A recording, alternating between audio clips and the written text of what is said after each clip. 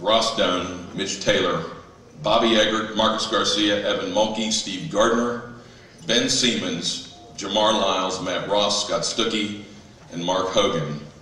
Thank you for keeping us in every game we played. And thank you for winning as many games for us as you did. To Coach Lou Vasquez, I say thank you from all of us for the passion you gave to the Dublin Kaufman defense. Oh, there you go. Coach, thank you. Thank you for the passion you gave to the Dublin Kaufman defense and for the stellar defensive scheme you brought to the game against St. Xavier. It was without a doubt the best defensive coaching scheme we have ever seen at the high school level and maybe ever will. From all of us, I want to say thank you to you and your staff of coaches. It was a great game, Coach. Great plan. Thank you.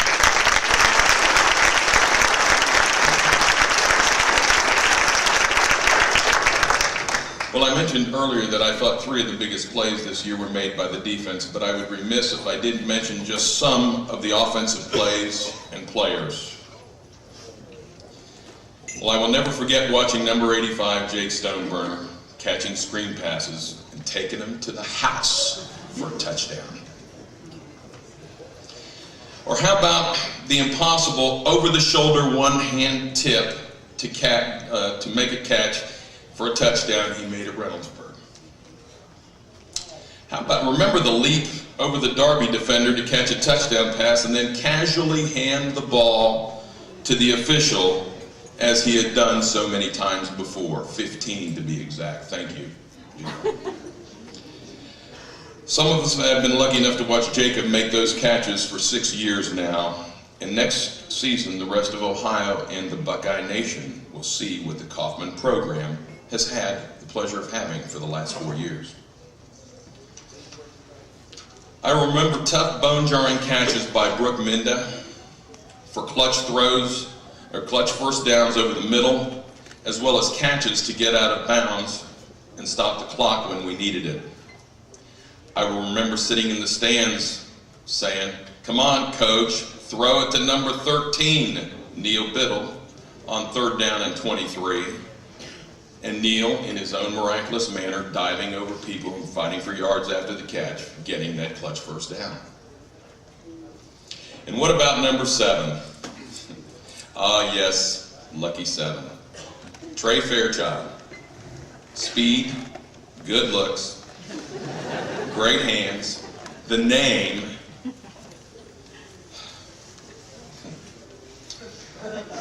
The name and the best middle school quarterback I've ever seen. You were that middle school quarterback, man. You were good. Whether it was returning kickoffs or punts, number 7 always made the opposing coaches account for him in game preparation and when he was on the field. From the slot or from the wideout position, number 7 was always itching to make a play. Just one more time, I'd like to see a forward pass from Trey to Jake. I'd be remiss if I didn't mention the O-line. Number 75, Mike Adams, was a rock-solid anchor that dominated everyone he played against and will be the next great left tackle at Ohio State.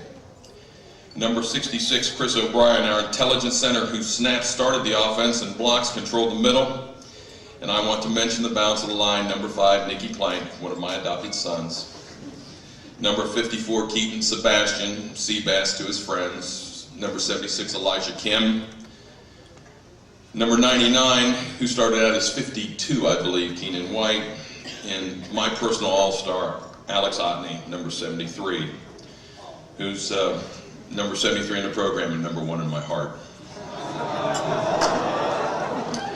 Well, these guys opened the holes and did the work up front that gave our final offensive lineman, and Central Ohio Offensive Player of the Year, number 18, Zach Stout, the time he needed to get the ball to all of those great receivers. Number 18 can make all the throws, the deep ball, the out route, over the middle or screens. Fastballs when he needs to, and with touch when he had to. He didn't run a lot, but when we really needed it against St. X, he did it with his feet and with his arm. Zach, you've been a joy to watch, over the last 3 years. I'm sure we will see you again leading your next team to victory on the Division I college football field. You led this team with poise, confidence, and class all the way through the last play of the game. My apologies to anyone else that I didn't mention by name, but every one of you gentlemen that wore the green, black, and white in this season was deserving of the praise for your hard work and desire to compete. 13-1 was a spectacular year. It betters the Kaufman all-time season record by 2 games. Both offensive players and defensive players set numerous personal records that will stand for a long time. Our team made us believe right until the last second of the last play of the final loss that we were going to win. We weren't going to tie it with a field goal, but win it with a touchdown. I just know in my heart that on November 24th, 2007, the best football team in the state of Ohio did not win their final game. A game that I believed was our destiny to win.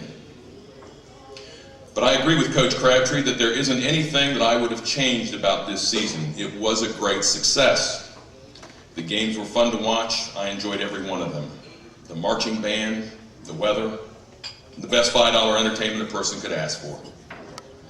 Spending Thursday, Friday, Saturday nights with friends, new and old, enjoying my family and friends, and watch high school football.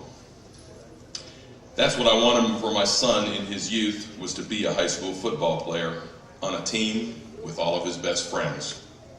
And that goal was accomplished.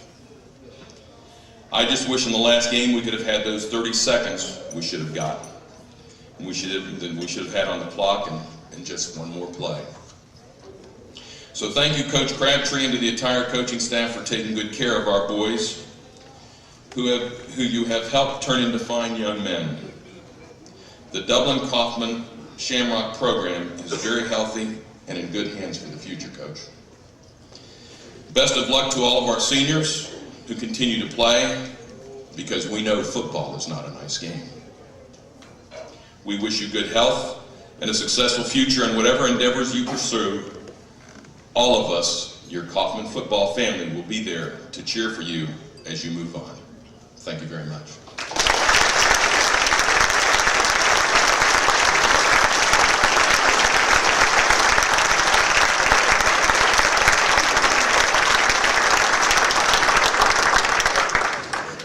Thanks, Don. At this time, we'd like to recognize some